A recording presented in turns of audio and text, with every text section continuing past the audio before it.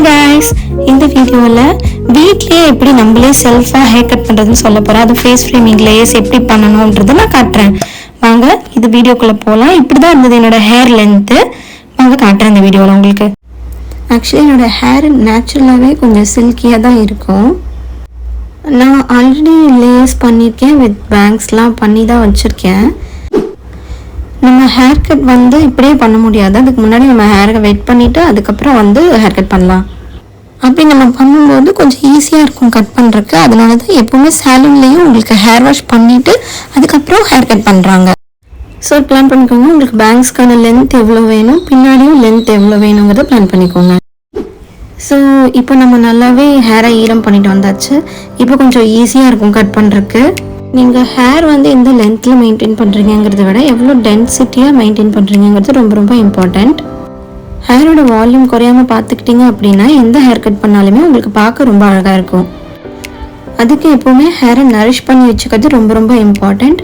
Oil பண்ணுறது இல்லை serum போடுறது உங்கள் ஹேருக்கு எது சூட் ஆகுமோ அதை ரெகுலராகவே பண்ணி ஹேரை ஹெல்த்தியாக மெயின்டைன் பண்ணிக்கோங்க. அதுதான் என்னை பொறுத்த வரைக்கும் மோஸ்ட் இம்பார்ட்டன்ட். இன்னும் சொல்லணும்னா நீங்கள் இதுதான் இந்த சீப்பு வச்சு தான் எடுக்கணும் அப்படி இப்படிலாம் இல்லை. ரேண்டமாக ஏதோ ஒரு சீப்பு எடுப்பேன். பெரிய பெரிய கேப் இருக்கிற சீப்பு எடுத்தால் கொஞ்சம் ஈஸியாக இருக்கும், அதில் டேங்கிள் இல்லாமல் எடுத்துக்கலாம். பட் என் தலை இப்போ கொஞ்சம் டேங்கிளாக இருக்குது. அதோடு இல்லாமல் நான் ஈரம் வேற பண்ணி வச்சுருக்கேன். ஸோ அந்த நீட் டைப்பில் இருக்க ஃபோம் வச்சு பார்ட்டிஷன் மட்டும் எடுத்துகிட்டு அதுக்கப்புறம் நான் டேங்கிள் எடுக்கிறதுக்கு அந்த பெரிய சீப்பே யூஸ் பண்ணிப்பேன். ரொம்ப பெருசாக இது இருக்கணும் அது இருக்கணும் அந்த மாதிரிலாம் இல்லை. உங்கள் கையில் என்ன கோம் இருக்கோ அதை வச்சே நீங்கள் நார்மலாகவே அதை நீங்கள் டீடாங்கிள் பண்ணிக்கலாம். ஆக்சுவலி நீங்கள் இப்படி தான் செய்யணும் அப்படி தான் செய்யணும், இப்படி கட் பண்ணணும் அப்படி கட் பண்ணணும் அந்த மாதிரி நான் ரொம்ப உங்களை சொல்லி கன்ஃபியூஸ் பண்ண போகிறது இல்லை. ஆக்சுவலி உங்கள் கையில் கிடைக்கிற சீப் எடுத்துகிட்டு தலையை நல்லா ஈரம் பண்ணிவிட்டு சீவிக்கோங்க பயங்கரமாக. ஓ மை காட், பார்த்தீங்களா முடி வருதுங்க. ரொம்ப இமோஷனலான இடமே இதுதான். அந்த கொட்டுற முடியை பார்த்தும்போது ஒரு வருத்தம் ஒன்று வரும் பாருங்க. ஓகே, இந்த இடம் தான் த்ரில்லிங்கான இடம். Sorry, jokes apart. நீங்கள் ஃப்ரண்ட்டில் உங்களுக்கு கைட் பண்ணிக்கணும். அதாவது இந்த லென்த் உங்களுக்கு தேவை அப்படிங்கிறதுக்கு நிறைய முடி எடுக்காமல் ஃப்ரண்ட்டில் குட்டி செக்ஷனாக நீங்கள் எடுத்து அந்த குட்டி செக்ஷனை நல்லா கோம் பண்ணிவிட்டு உங்களுக்கு தேவையான லென்த் வர்ற மாதிரி அழகாக குட்டியாக அதை நீங்கள் இந்த மாதிரி பார்க்கறக்கு ஒரு வி ஷேப்பில் இருக்கணும். இப்போ அதை நீங்கள் உங்கள் ஜா லைன் வரைக்கும் வச்சு பார்க்கணுங்க. அந்த லென்த் உங்களுக்கு ஓகேவா, அந்த லேயர்ஸ் பேங்க்ஸ் அது ஃபேஸை ஃப்ரேம் பண்ணும்போது அந்த லென்த்து கரெக்டாக இருக்கா அப்படின்னு உங்களுக்கு தேவையான அளவுக்கு செக் பண்ணிவிட்டு அதை நீங்கள் கட் பண்ணிக்கலாம். எனக்கு இந்த அளவு போதும்னு தோணுது. ஸோ எக்ஸஸாக இருக்கிறத நான் கட் பண்ணிக்கலான்னு டிசைட் பண்ணிக்க அவ்வளோ தூரம் நான் கட் பண்ணுறேன். ஓகே, இப்போ நான் கட் பண்ணுறேன் இல்லையா, எனக்கு தேவையான லென்த்து கைட் பண்ணிவிட்டு அதுக்கேற்ற மாதிரி கட் பண்ணுறேன். ஸ்ட்ரெயிட்டாக கட் பண்ணிவிட்டு அதோட விடக்கூடாது. அதை நல்லா கோம் பண்ணி உங்களுக்கு தேவையான அளவுக்கு பிடிச்சிட்டு முக்கியமான ஸ்டெப் என்னன்னா ஸ்ட்ரெயிட் கட் மட்டும் கிடையாது, அது கூடவே சேர்த்து குறுக்க இந்த மாதிரி குட்டி குட்டி குட்டி குட்டியாக நீங்கள் கட் பண்ணிக்கணும். ஏன் இந்த மாதிரி கட் பண்ணுறோம் அப்படின்னா அப்போ தான் நீங்கள் கட் பண்ண லேயர்ஸ் டிஃபைனிங்காக தெரியும். நீங்கள் கட் பண்ணுற பேங்க்ஸும் உங்களை டிஃபைன் பண்ணி காட்டும். அது முக்கால்வாசி சலூன்லேயும் இப்படி தான் பண்ணுவாங்க. இப்போ அடுத்தது அதே மாதிரி இந்த செக்ஷன்ஸை ப்ராப்பராக பிரிச்சுட்டு உங்களுக்கு ஒரு சைடு கிளிப் பண்ணிக்கோங்க. அப்போ தான் ஈஸியாக இருக்கும். ஒரு சைட் ஃபுல்லாக நீங்கள் ஃபேஸ் ஃப்ரேம் பண்ணி லேயர்ஸ் கட் பண்ணுறதுக்கு ஈஸியாக இருக்கும். ஸோ நான் ஒரு சைடு கிளிப் பண்ணிக்கிறேன். பேலன்ஸ் இருக்க சைடில் தான் இப்போ நம்ம ஃபஸ்ட் பண்ண போகிறோம். இப்போ இந்த பேலன்ஸ் இருக்க சைடை ஃபுல்லாக நான் எடுத்துட்டு நான் கட் பண்ணி ஃப்ரண்ட்டில் ஆல்ரெடி விட்டு வச்சுருக்கேன் இல்லையா, எனக்குன்னு ஒரு கைட் பண்ணுறதுக்கு. ஆல்ரெடி பார்த்தீங்கன்னா எனக்கு அந்த லேயர்ஸ் அப்படியே தான் இருக்குது. பட் நான் அது இன்னும் கொஞ்சம் டிஃபைன் பண்ண போகிறேன். ஏன்னா எக்ஸஸாக கொஞ்சம் முடி வளர்ந்துருக்கு. ஸோ அதை நான் இப்போது ரொம்ப கட் பண்ணல, குட்டி குட்டியாக எனக்கு தேவையான அளவுக்கு டிஃபைன் பண்ணி காட்டுற மாதிரி நான் அந்த மாதிரி ஒரு 2 months ஒன்ஸ் கட் பண்ணேன். நெக்ஸ்ட் இப்போ அந்த ஃப்ரண்ட் செக்ஷன் எடுத்துகிட்டு கூட எக்ஸஸாக இன்னும் ஒரு லேயர் மட்டும் எடுத்துக்கிறேன். இப்போ நீங்கள் பார்த்தீங்கன்னா தெரியும், நான் கட் பண்ணதை விட இப்போ எக்ஸ்ட்ராவாக இருக்குது இல்லையா, இது இப்போ நான் கட் பண்ணணுங்கிற இடம். ஃபஸ்ட்டு கட் பண்ண அதே அளவுக்கு அந்த இடத்தையே வச்சு அந்த கைட் பண்ணிவிட்டு எக்ஸஸாக இருக்க முடியை நம்ம கட் பண்ணிக்கணும். அதுதான் அடுத்தடுத்த லேயர்ஸ்க்கு நம்ம பண்ண போகிற ஸ்டெப். இப்போ எடுத்து அந்த லைன் நான் ஃபஸ்ட்டு கட் பண்ணதுக்கு தெரிகிற அதே இடத்துல அந்த அளவுக்கே முடிகிற அளவுக்கு இப்போ நான் இப்போ எக்ஸஸாக வர்றதையும் நான் கட் பண்ணி இது பண்ணோம். அதே மாதிரி ஸ்ட்ரெயிட் கட் மட்டும் இல்லாமல் நான் சொன்னேன் இல்லையா, குறுக்க கொஞ்சம் கொஞ்சமாக கட் பண்ணால் தான் உங்களுக்கு அந்த லேயர்ஸ் டிஃபைனிங்காக தெரியும்ன்ட்டு. இப்போ பார்த்தீங்கன்னா அங்கே பாருங்கள் நான் இப்போ கட் பண்ணியிருக்கேன். இதுதான் நான் ஃப்ரண்ட்டில் கட் பண்ண பேங்க்ஸ். இப்போ அதே மாதிரி அடுத்தடுத்த செக்ஷன்ஸை நான் எடுத்து அதே மாதிரி குட்டி குட்டி குட்டி குட்டியாக வந்து கட் பண்ணிக்கிறேன். அந்த ஃபர்ஸ்ட் எடுத்த லேயரையே கைடாக வச்சுட்டு அடுத்தடுத்த லேயர்ஸ் வந்து நான் கட் பண்ணுறேன். அதே மாதிரி குட்டி குட்டி குட்டியாக குறுக்க கட் பண்ணிக்கிறேன். நீங்கள் பார்த்தீங்கன்னா தெரியும், நான் இந்த டிப்பை தான் மெயின்லி நீங்கள் எவ்வளோ முடி கட் பண்ணுறீங்கிறது மேட்டர் கிடையாது. நீங்கள் கட் பண்ண முடியல அந்த டிப்பை வந்து அழகாக டிஃபைனிங்காக இப்படி குறுக்க கட் பண்ணுங்க. அப்போ தான் உங்களுக்கு வந்து லேயர் டிஃபைனிங்காக தெரியும். எப்போவுமே வெறும் ஸ்ட்ரைட் கட் மட்டும் பண்ணாதீங்க. இதை மாதிரி குறுக்க உங்களுக்கு தேவையான லென்த்தை கட் பண்ணின உடனே குறுக்க வந்து கட் பண்ணிக்கணும். இப்போ பெரிய பெரிய சேலூனில் இருக்க ஹேர் ஸ்டைலிஸ்ட், ஹேர் ட்ரெஸ்ஸர் என்ன பண்ணுவாங்கன்னா, அவங்க ஆங்கிள் வச்சுருப்பாங்க. இந்தந்த ஆங்கிளில் கட் பண்ணால் பேக் சைடில் இருக்க லேயர்ஸ் அந்த பேக் சைடில் நம்ம ஹேரோடைய டெக்ஸ்சருக்கு ஏற்ற மாதிரி டிஃபைன் பண்ணி காட்டுற மாதிரி கட் பண்ணுவாங்க. இப்போ நம்ம செல்ஃப் ஹேர் கட் பண்ணுறனால எல்லாத்தையுமே ஃப்ரண்ட்டில் எடுத்துகிட்டு வந்து வச்சு நமக்கு வர்ற அளவுக்கு நம்ம வந்து இப்படி இந்த மாதிரி கட் பண்ணுறோம். இதுதான் ஃபேஸ் ஃப்ரேமிங் லேயர்ஸோட ஸ்டெப் பை ஸ்டெப்பே. ஆக்சுவலி நீங்கள் கொஞ்சம் ஃபஸ்ட்டு ஒரு செக்ஷன் எடுத்துக்கிறீங்க, அதில் கட் பண்ணுறீங்க.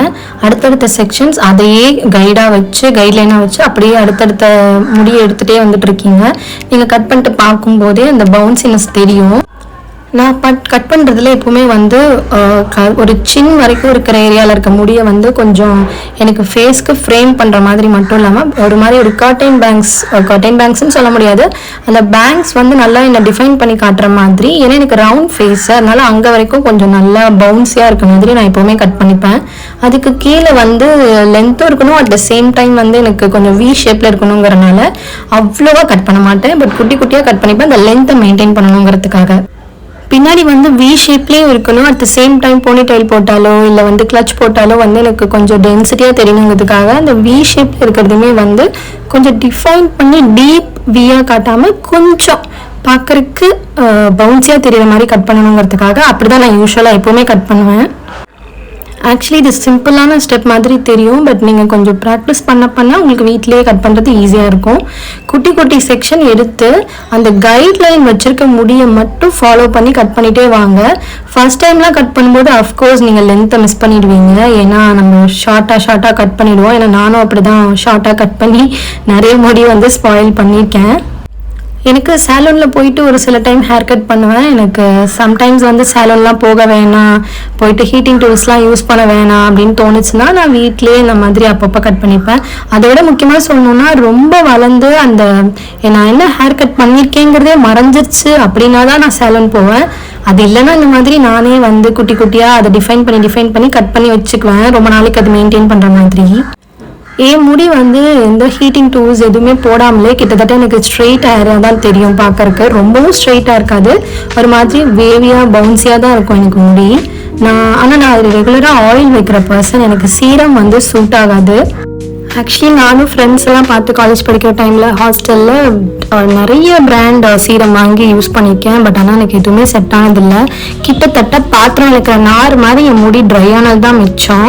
அதுக்கப்புறம் நான் ரியலைஸ் பண்ணிக்கிட்டேன் ஆயிலே நம்மளுக்கு போதும் அப்படின்ட்டு. நான் அதுக்கப்புறம் ஆயில் மட்டும்தான் வைப்பேன். அந்த ஆயிலுமே வந்து எங்கள் அப்பா, நான் பேர் சொல்ல விரும்பலை பிராண்டெல்லாம், ஆக்சுவலி கடையில் வாங்கி கொடுத்துட்டு போயிருந்தாங்க ஹாஸ்டலுன்றனால. நான் வாங்கி யூஸ் பண்ணி ஒரு 1 வீக்கில் கண்டுபிடிச்சிட்டா எனக்கு கடையில் வாங்கின ஆயில் செட் ஆகலை அப்படின்னு சொல்லிட்டு. அப்புறம் தான் ரியலைஸ் பண்ணேன், இது அப்போ ஆயிலே இல்லை போல, இது என்னன்னே தெரியலையே, முடியே இவ்வளோ சீக்கிரம் டேமேஜ் ஆகுது அப்படின்ட்டு. அப்புறம் எங்கள் வீட்லேயே எங்கள் அம்மா வந்து எப்போவுமே இயர்லி ஒன்ஸ் தேங்காய் எண்ணெய் வந்து இது பண்ணுவாங்க, செக்கில் ஆட்டின எண்ணெய். அப்புறம் அதை மட்டுமே யூஸ் பண்ண ஆரம்பித்தேன். தேங்காய் எண்ணெய் வீட்டு எண்ணெய் மட்டும்தான் யூஸ் பண்ணுவேன். அதுவே எனக்கு வந்து ஹேரை நல்லா நரிஷ் பண்ணி வச்சுக்கிச்சு, நல்லா மெயின்டைன் பண்ண முடிஞ்சுது. இப்போ நீங்கள் உங்களுக்கு தோண ஆயில் வச்சா என்ன வழியாதா சிஸ் அப்படின்ட்டு நான் ஒரு 4 to 5 drops எடுப்பேன், கொஞ்சம் கொஞ்சமாக வைப்பேன். ரொம்ப போட்டு அப்படியே எண்ணெயை தடவ மாட்டேன், கொஞ்சமாக வச்சு மசாஜ் டைப்பில் பண்ணுவேன். அண்ட் இன்னொன்று என்னென்னா, எனக்கு ஜெனட்டிக்காகவே வந்து ஆயில் பயங்கரமாக என் ஹேர் அப்சர்வ் பண்ணும். ஹேர் வாஷ் கூட ஃப்ரீக்வெண்ட்டாக பண்ண மாட்டேன். நான் வச்ச எண்ணெய் திரும்ப தலையிலேருந்து ரிலீஸ் ஆகும், அப்போவே நான் புரிஞ்சுப்பேன் ஓகே இப்போ நம்ம வந்து ஹேர் வாஷ் பண்ணுற டைம் வந்துருச்சுன்னு நினைக்கிறேன், முடி திரும்ப ஆயிலில் ரிலீஸ் பண்ணுது அப்படின்ட்டு.